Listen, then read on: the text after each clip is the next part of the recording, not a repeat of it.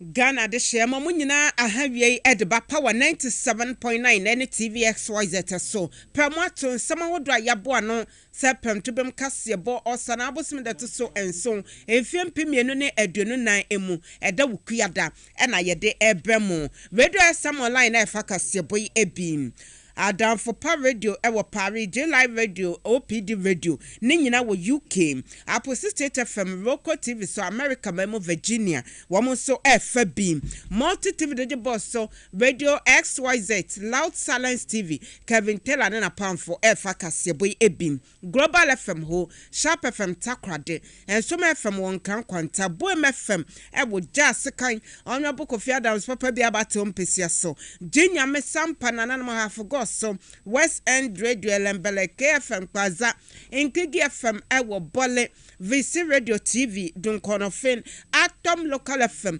Asasetre High Radio Bechem Oti Radio 101.5 ewo Dambai Information Centers awodo ewo yememu womu nyina FB Facebook ye Power 979 TVXYZ bepose mana na manfopi Kasiebo e de bremu emu nseltutu ye beto edwabi ne se Yera John Dramani Mahama probo ya wode hihye so o magana tifie poema temo no wode ni nyina si na emu amane bone mu nsem wisdom hedejome ewo Enumu ena one ensemtwofo edi ehia ekasayem wo kasa no wose eba no ketatehye corruption edisi aban ye besa aba biodie enya de obesoso sokra special prosecutor obema ne kwan aye adwuma so afo show mensi kasam ne ntoto ye so de a chope magana fo so wo mode o meya kwa ohihie mu nanso Dr. Nyahota Makloche se eye Ghana mampani akufo ado ena wo so pagana fo chew Care for free elections Ghana care Ghana womo to say o meyi abato ho banbo semono eya yema ho kwan na yema obia emramu bi ese nipa dwadwabo bi ebehye ba bi say ye boban wabato Ghana mampani nsemu a wakade fa Dr. Kwame Nkrumah ho no Dr. Seku Nkrumah so like say wonya problem ewo kidney mu wo liver wonya problem wakote enamu nyarewa wo hwa na wo na ase peje toda wo do nsaka kra na bokom wo yare bra o makache yemfa ebibidra na onam nkan eni fidie nwaso na ahoto emra na womo eye laboratory test ahodo nyina bi ewo Solar Natural Clinic wa kra ha kokomemre Oben Harvard Senior High School obetimi ne Dr. Solomon Papa bi Dr. Ayemo edi nkomo 0553 932 631 0553 932 631 afe ex natural mineral water enso papa ye nyina ya de atum eno ana ye ne yabusua ebenom eno ana ye dwumade bi ede dom ba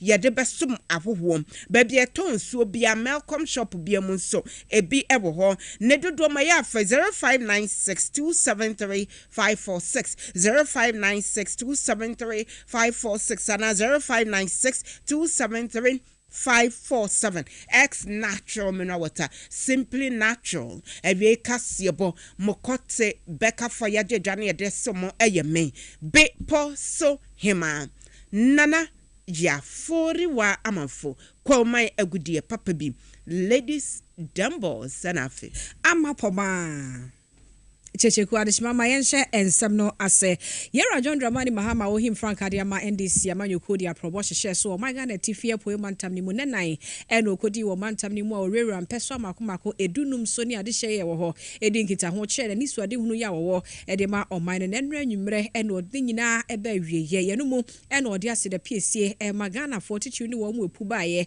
ene no ebedi nkita ho so de obi bia ase ese wadi na chi wo sa kwan no so na emu wo ka magana forti ase se MPP amanyoko Dr. Baomia ya omde ne bani yobi e baketa hye kanka proye nunkru no na ontumi munko ntapapa emfa nche Ghana fo ewo na soafo ne wo mo a sabi ombedu yo my Ghana dream ne senti empia won mo nto bebe ne emfa NDC amanyoko ne mra na wo bo ne nyina atofa no wisdom hedejome e na eboabo ano a ewo sa amane boyimu entie and His Excellency John Dramani Mahama at the Aproboni Nina a Upper East region.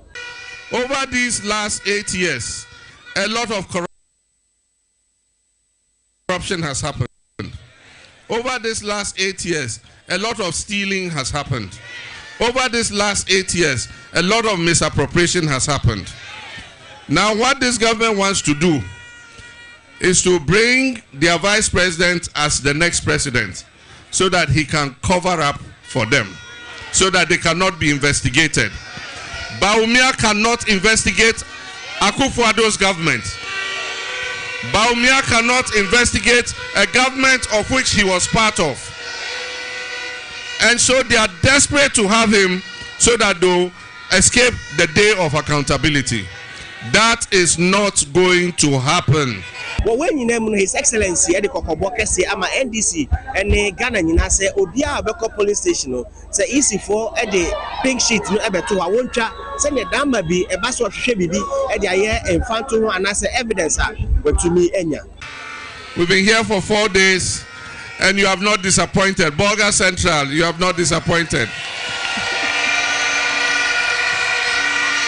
And so I want to thank all of you first for your support, for your encouragement since we arrived in this region. I want to thank our security officers who have provided us with security. The police officers have been with us all around the region. The military were with us in Boko. They provided us professional security protection. The media who came with us from Accra, they've left their families, they followed us everywhere we've gone. The local media who have joined them, we want to thank you because you have made it possible for Ghanaians to see everything that we've done here. Wisdom Hedejime Amani Boni TVXYZ Power FM Kasiebo Bogatanga. Na my penny papa be John Dramani mama edin into abono eba wiye no esa se ono won sra kontabuo no gya homa fan yenti won nsɛmtwɔfo ahyia ye a obia tumi bisa no question a wɔpɛ ente se Dr. Bawumia ontumi nya bi no ontumi nso nya bi dance kosi se obefra fasasi so sase won ankasa ne nsɛm a waka no kotia ne nti wɔbɛyɛ da ne nsɛmtwɔfo ahyia ne bisa no kosan na wisdom Hedejime na owo asie ebi said nsɛmtwɔfo ebisa my penema amansam na wosi eyi ano wisdom akwaba Mejo so na naiwa sabe de megidi say eye nsɛmtwɔfo enhyiamudie bibia abawiye wo bɔ ne tofa ama yen asen ne koye bibia ba na ye ya me ne o ka say His Excellency John Dramani Mahama efi eye Ogatanga ba betemu e wona Navrongo ya one eye the not sorry for Assemblies of God Ghana or more biennial annual conference of the executive council meeting. No, yeah, because I have team ever now. Yeah, you in community piano. But when you can kind at the press briefing, now the local media within the Bogatanga area, no, Enya Kwenya, ABC and some fa Makasa or region. So in some of Mubisa, no, a DF Boko security home. In some DF building of a guinea fowl factory and confirm Ubeka say in confirm same be by no and then so who ever buy His Excellency the idea was to build an incubator now come back chicks no want distribution farmland so it was not an idea say omukako build the ditches here na guinea fowl also he has clarified that but our team say back and say if the NDC comes back to the seat now, Nasa in common Omedi. Now a baboko security in swap. Okate and Obekaya, President Akufo-Addo Ekodi concern. That's how he put it. Say Akufo-Addo could be no bagaya, Ekodi concern. Actually, US for FA in semi cost of Burkina Faso, some of the weapons made the idea about Matiano, diplomatic relationship and what Ghana and Burkina for in Temuno. I could be your but or Shebote. The next NDC administration Lebana or Meshena or more Eyisa and Semno Afriho, and which His Excellency Esanso Ekatai Efa a year acquiring any implementation Beye, especially the farmer service centers on BTC now within the year upper east region Yabwa na maximum for Hano and never very urban migration. It's some person would develop a year to name have for now multi-million. So these are some of the issues that occur a year the press briefing and okay. Ebane ketas share and swa and also then or car. eba Katasha no kind say and never share a President Akufo-Addo or sorry no say all the corruption cases are within his time and I say so man paying wa clear nyina but John Dramani Mahama say so and that it can say the President Akufo-Addo I can say on take Ghana member I say or Jupiter so no between more Ghana no I say then because in Ghana higher untini enka say Katasha sema fan ministers who no with investigating that because in any case no Secretary System their president no enuna udika ekokatu my ministers are clean just me so afọ ne de ekika ide ni omu say president no edika eko clear omo better than no clearing agent na ma say fun aye to ede ti kata se ni poya se no enya de betumi aye yi no Ojidi say the fight against corruption, the President Akufo-Addo is not committed. It's say o share institutions or more fight corruption. Say Yoko, the Office of Special Prosecutor, na that now. Omo bi omo nyina pray. Yo mo abaye say omo na wokeka. Omo timi endigina bia. Money adwuma ya da sepa wa mane bo a wo dia brain. Ekoso a na just say mwawie for the day. Sisi ade me na make say wa be pie mu e won na brongo. Yeah, obey ye energy mediano within the upper east region. No, yeah, we have a little check Mate and Yamia Duma Medica Council and Sana Eda Yadano Wabak for Saturday. Na Yamia Duma or the Niache a year from Montemu after position from here. No, the next stop is in Kumasi and Sana Wako from Montemu at the next phase of the campaign for no. And you no rest for you, else I forgot and country, you know. Monkosa. Sa wouldn't problem. I'm our ha, and now they are confirmed so by a das. I tell what for wisdom had that Jamayaman above 4 or did my penny papa be John Dramani Mama Etchi, I went into a boom, and at your turning car, ama a Jumaye Dio. Easy. Hey! He said there be a dreaded home in home bia. Debbie, you know. Not a last hour. Sa. As I finish a hat. Yeah, I can order home in that was about for now, dear Jumana. Pepe. Easy. It was so wetchen, I say, Bibi or how bet me dear share kutu paboy a slimu belta. And some make a what ya say now, dear, but I won't see any book a crack. We yanchi move. I yeah, but you was ya be in Baco. Montebe. Esa. I just want my at once some so Eddie Mamma swan for your show, Mazik Assam, so Dr. Mohammed Abin Adam. And what is Hatun Simon Sagana for Wedie, Madama. MPP are buying any abang or Tedra Sopa Machopa, Ning I say, which they are Ghana Raimu Ewusika 7 mo. Efa a debt domestic debt exchange program abaye yeno. Watch I don't know Hochaba, Nanyabwa Payo Sebia. One more person with the Ghana for kwa here muna na baby Edruno, Nasa na kwakoye, enunti Chaupa and Wadema Ghana for Sagana for Beja Tumsi and Yintum. Nensamwa Wakai be any. Domestic debt exchange program was a very successful program, achieving 95% participation. And on this note, I would like to appeal to the people of Ghana to forgive us. It is never the intention of any government to impose hardships on its people. It was a necessary, very important decision at the time that if we avoided it, our economy will not recover such as it has recovered today. But also to thank you, the people of Ghana, to thank you on behalf of the president for the sacrifices, for the efforts that you all have made in participating in the domestic debt exchange program that saved our economy. And so I thank you very much for that support you gave to the government.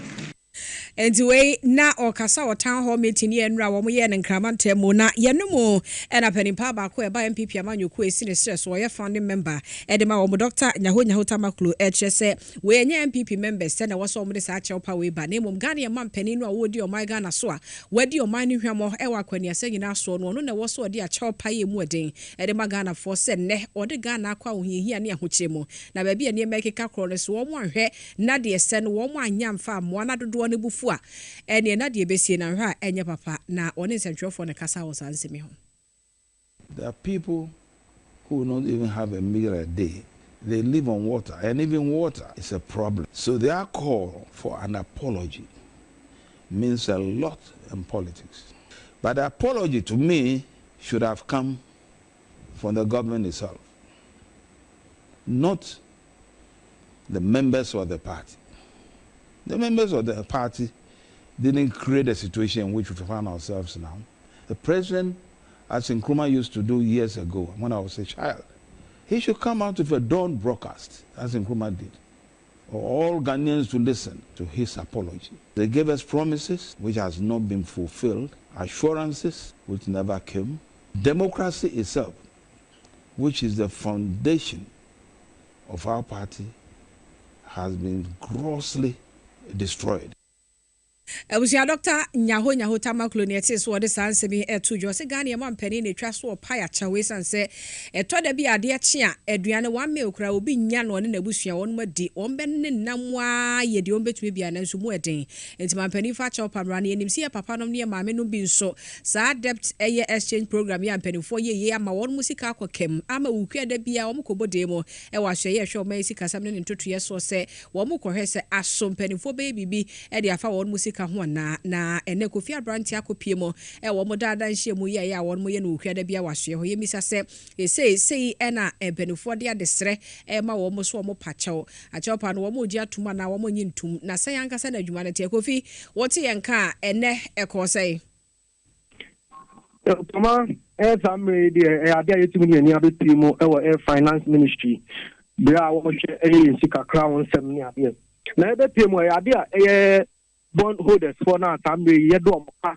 a musika akaka agemu a wo mo pusum pen for se na ya mo sa ebetimi aka musika tambe wo mo sa ntimi kan ya enra finance minister ebe kan say ade on chepa ko mo se na be ya mbenya abotre na aban ene ne pen for ahye se na be ya mbetimi eti o mo ka no enkrofo ne se enya dia sambe yi wo mu tie ne finance minister ka wo mo che wo mo ne mo ni o mo hwa kwan se na nka finance minister ebetimi aka ache omne say omo mo da musika na wode wo mo no wo mo ni be tia wo mo samra ebepie mo ya de ayem penfo aba be fe ayem penfo mo wo nam ku ye nim na no mo akọ dem mo no mo ntwe enkoma asambe ame na wo baka sei enya de penfo no etimi etia ba wo mo ni di nkita ho ache yen ne adekode pot ya finance minister etumi ene wo maka ene ejina si o mo si sambe ene nhyehyɛ ya wo mo ye se na be ya musika ye de wo mo betia ma nti sambe ene ensema bia eba yenso yeni bi mama mo sese amusmu fie no nti ade amafo bebre na ye no mo chiche nkomo no mo chemu se finance minister ne kwa ne de ya bia wo mo chiama no na ya ade nso a ta chew pana one beto wo manim no mo ja tum no mo njintumu enne no mo njintumu ochina esane se ya ade a wo mo bebre no ya ade mo ye mpedefo a sese wo mo nya djuma na ese sika no mo no to sika kra bia se na be ya wo mo ba wo ma ho meki mo betumi ne na toto wo mo ne ama no ampenifo mpese wo mo ne be ma no mo nti wo mo sufre e na da ni daily na wo mo ba na ye chew pa no mo no ma wo mo no mo twa so wo mo ba no mo tu wo mo ahyeda no so mo nya bibia assurance aboni be kana enya dia sa mmeyi sa picket na wo mo ne hihye so no wo mo je hu akopem da ene yentwen ye se empanifo no be free nhyiamudie ni mu aba ne behwe de be koso abusua Kofi Abranti ne yete so de nsemi tu dwa kye se ye papa nom ne ye nananom se wo mo de sa cha opa no wo mo nyintumu na nyintumu kina menim Ghana fo nkaye se ye nso ye di atumu ana se ye nyintumu because wuntumi mfa ye nko sa ho hiehia we mu na onue meka se na no kura kana de Japan anka se mo mpa ye chewa mo mpa chewa nka mbepa sa cha opa we kura nso so de forgive us mienu ya kan ye kye se no ano no wo de ye wie no na sabe ya na my penny Akufo-Addo ne baomia mo feel se be Ghana for ya adwemu omra ya gullible to the extent say mo bedi sabe nsem a kire yen na esabe no kra mo di nsem no na mo memema mo meti so na edu baby agye nsem awi ansa na mo ba be patch because aka make akra bi ne ye kwakoto aba wo mo a wakoso mo pain na sabe bi afomu ahwe wo mo nkwa ebi ede yade abo mo guso eda yade mpaso no I am sorry no etumi so mo yade etumi manipa wawuo ne cyber na ada na mo ye nipa bone fo mutimu ode sa wudifu aban adan Eitene sa chopa ya mode ba na no ebe ye den Ghana for ye nsom sa say ebra mo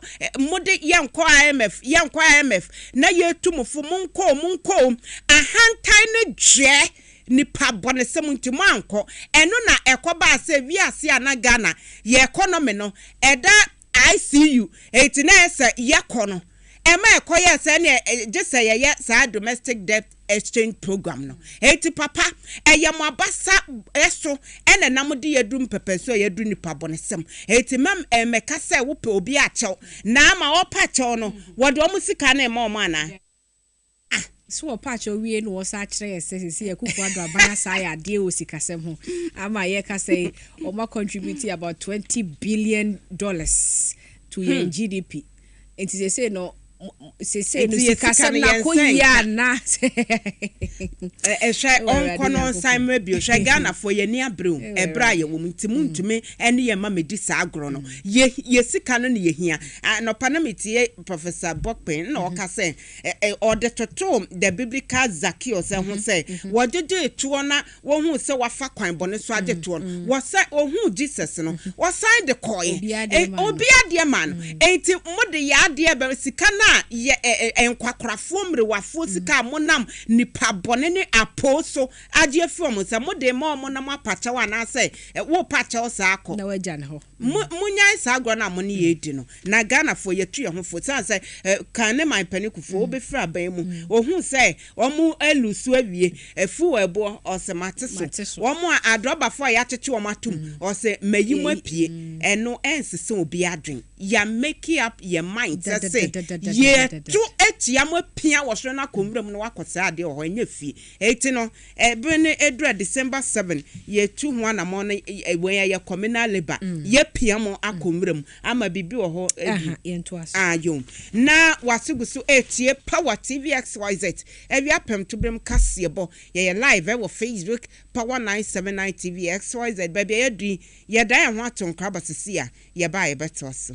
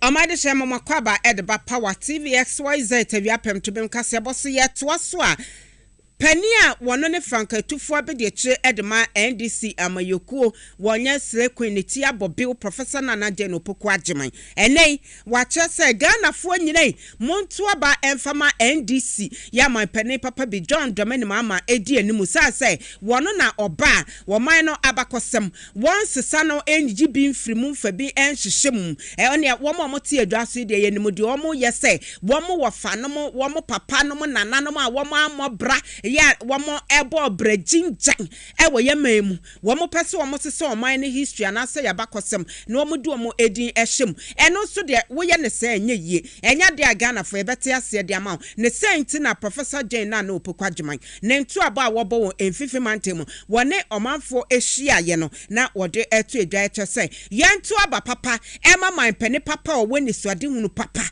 na aboa de abo oman Ghana ye history anase ya bakosem ɛho ban sɛm mo Dr. Seku Nkrumah nso akyerɛ adwen wɔ ho na papa ya kana ye Dr. Kwame Nkrumah ne ba na waba bonte dia to dwa so ne Ghana mampani akufo adonya adwene so obeka se as Ghana for few say ansa na Dr. Kwame Nkrumah ebeba no na wo mo adeda ne opese o che se no mo ye adwuma enti se Ghana for hunu ye adwuma de na ekoso dada ansa na Kwame Nkrumah eba na sasem no na Dr. Seku Nkrumah kira wone no enya adwene e okwan bia so no ne sentwefo ne kasa o de nsemi to dwa. We can't celebrate every moment of our history. We have to look at the highlights or the significant moments. And I'm saying Nkrumah gave us those significant moments. He changed the dynamics when he was brought in. So let's give him that. And if you remember even there was a whole controversy around the Kwame Nkrumah Muslim, that people felt with this current or recent renovation, that there was going to be a part within the Kwame Nkrumah Muslim, that was going to involve the Big Six, and people kicked strongly against it, and somehow I think the government gave up that idea. So these are the manipulations that nothing stops the Akufo-Addo government from building a park for the Big Six, but leave Kwame Nkrumah's Muslim for Nkrumah. So sometimes that's what we need to do, recognizing everybody, but also we are not all the same. Our contribution is not the same. It will be really unjust to say that Nkrumah's contribution is equal to the contribution of the other 5 in the Big Six.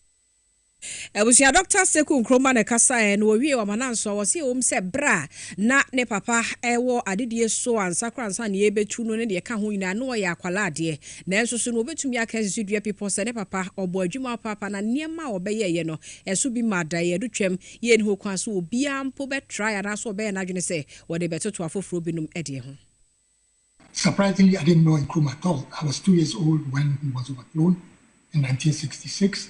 And when we lived in exile in Egypt with my mother and 2 siblings, we never saw him. He was in Guinea-Conakry. And we never saw him. He only wrote letters to us. And that was about it. So I didn't know the man at all. And there's no really emotional connection there.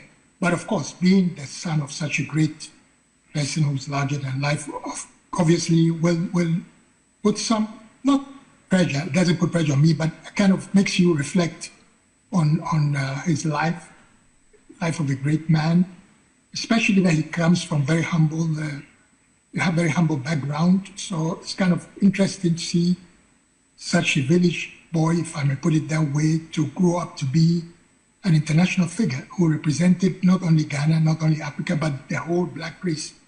So it's very humbling to be the son of such a leader.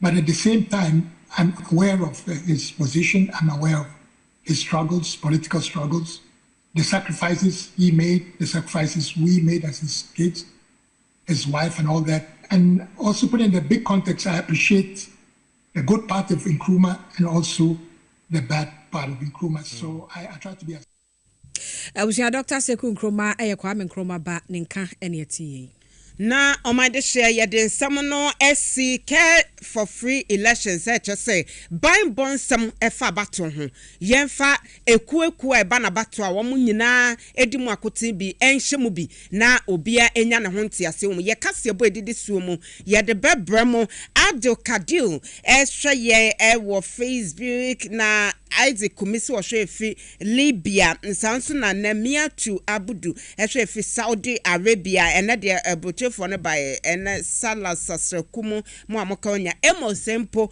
white fight ehwe fi Amasaman United States of Amasaman Emosempo say my little babes are very eloquent. Let me know your tribes please. Ama we I am was so happy. Yadamasa Mosha Yem and Lisbeth Tego